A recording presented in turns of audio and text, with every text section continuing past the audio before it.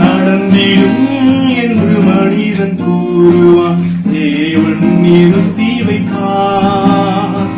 நடந்திடும் என்று மனிதன் கூறுவான், தேவன் நிறுத்தி வைப்பான்.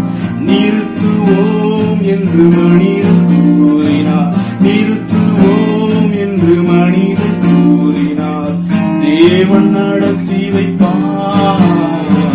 மனிதனின் ஆலோசனை வீணானது,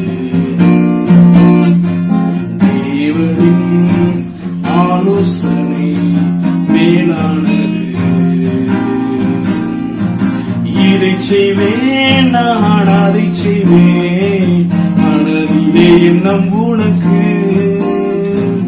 இதை செய்வேன் நான் அதை செய்வேன், மனதிலே எண்ணம் உனக்கு.